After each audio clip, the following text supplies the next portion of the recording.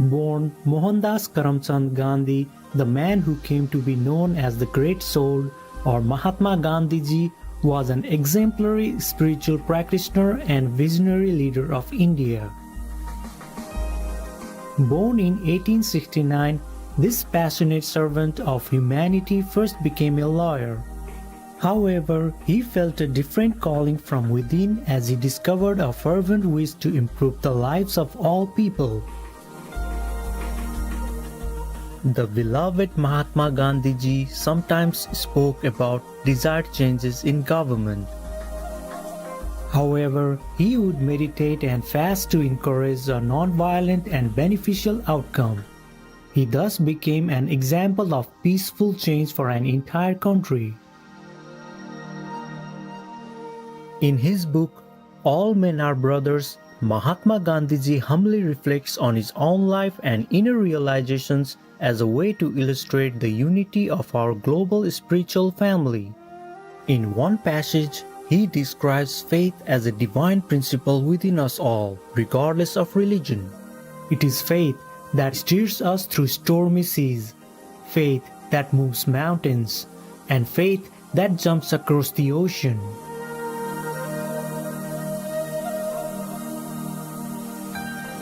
That faith is nothing but a living, wide-awake consciousness of God within.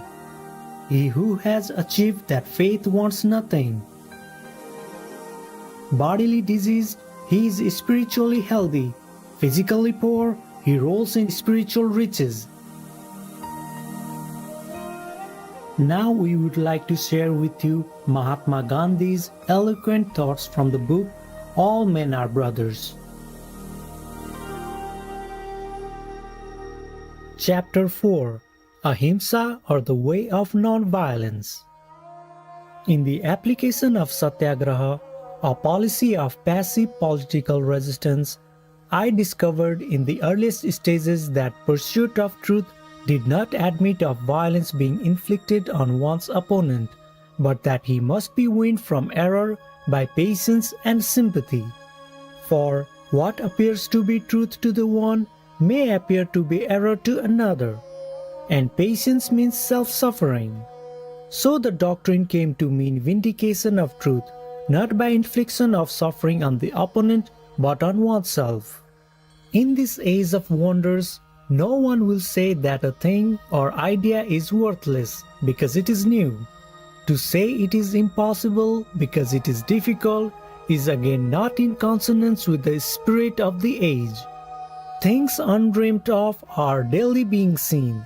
The impossible is ever becoming possible. We are constantly being astonished these days at the amazing discoveries in the field of violence. But I maintain that far more undreamt of and seemingly impossible discoveries will be made in the field of non-violence. Man and his deed are two distinct things. It is quite proper to resist and attack a system, but to resist and attack its author is tantamount to resisting and attacking oneself. For we are all tarred with the same brush, and are children of one and the same Creator, and as such the divine powers within us are infinite. To slight a single human being is to slight those divine powers, and thus to harm not only that being, but with him the whole world. Non-violence is a universal principle, and its operation is not limited by a hostile environment. Indeed, its efficacy can be tasted only when it acts in the midst of and in spite of opposition. Our non-violence would be a hollow thing and nothing worth if it depended for its success on the goodwill of the authorities. The only condition of successful use of this force is a recognition of the existence of the soul as apart from the body and its permanent nature. And this recognition must amount to a living faith and not a mere intellectual grasp. Some friends have told me that truth and non-violence have no place in politics and worldly affairs. I do not agree. I have no use for them as a means of individual salvation. Their introduction and application in everyday life has been my experiment all along. No man could be actively non-violent and not rise against social injustice no matter where it occurred.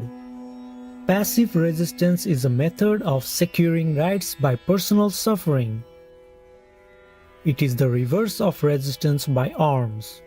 When I refuse to do a thing that is repugnant to my conscience, I use soul force. For instance, the government of the day has passed a law which is applicable to me. I do not like it. If by using violence I force the government to repeal the law, I am employing what may be termed body force. If I do not obey the law and accept the penalty for its breach, I use soul force. It involves sacrifice of self. Everybody admits that sacrifice of self is infinitely superior to sacrifice of others. Moreover, if this kind of force is used in a cause that is unjust, only the person using it suffers. He does not make others suffer for his mistakes. Men have before now done many things which were subsequently found to have been wrong. No man can claim that he is absolutely in the right or that a particular thing is wrong because he thinks so, but it is wrong for him so long as that is his deliberate judgment. It is therefore clear that he should not do that which he knows to be wrong and suffer the consequence whatever it may be. This is the key to the use of soul force. A votary of Ahimsa cannot subscribe to the utilitarian formula of the greatest good of the greatest number. He will strive for the greatest good of all and die in the attempt to realize the ideal. He will therefore be willing to die so that the others may live. He will serve himself with the rest by himself dying. The greatest good of all inevitably includes the good of the greatest number, and therefore he and the utilitarian will converge in many points in their career, but there does come a time when they must part company and even work in opposite directions. The utilitarian, to be logical, will never sacrifice himself. The absolutist will even sacrifice himself. You might of course say that there can be no non-violent rebellion and there has been none known to history. Well, it is my ambition to provide an instance, and it is my dream that my country may win its freedom through non-violence. And I would like to repeat to the world times without number that I will not purchase my country's freedom at the cost of non-violence. My marriage to non-violence is such an absolute thing that I would rather commit suicide than be deflected from my position. I have not mentioned truth in this connection, simply because truth cannot be expressed except by non-violence.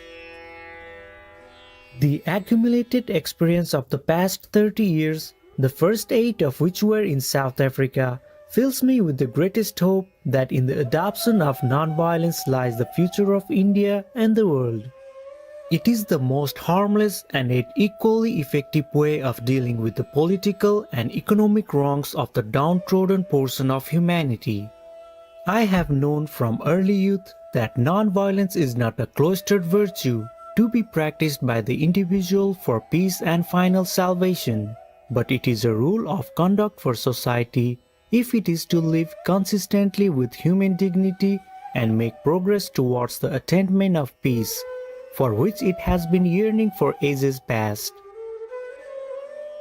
Non-violence is a power which can be wielded equally by all, children, young men and women, or grown-up people, provided they have a living faith in the God of love, and have therefore equal love for all mankind. When non-violence is accepted as the law of life, it must pervade the whole being and not be applied to isolated acts. If we are to be non-violent, we must then not wish for anything on this earth which the meanest or the lowest of human beings cannot have. The principle of non-violence necessitates complete abstention from exploitation in any form. My resistance to war does not carry me to the point of thwarting those who wish to take part in it. I reason with them. I put before them the better way and leave them to make the choice. I would say to my critics to enter with me into the sufferings, not only of the people of India, but of those, whether engaged in the war or not, of the whole world. I cannot look at this butchery going on in the world with indifference. I have an unchangeable faith that it is beneath the dignity of man to resort to mutual slaughter.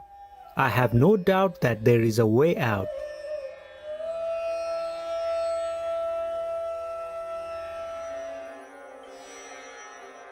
Do they like to be killed? No. Do we need them as food? No. Is it good for you? No. Is it good for the earth? No. The Honorable Mariana Teemer, vegan. Compassionate viewers, it's been a pleasure to have your company on today's Words of Wisdom.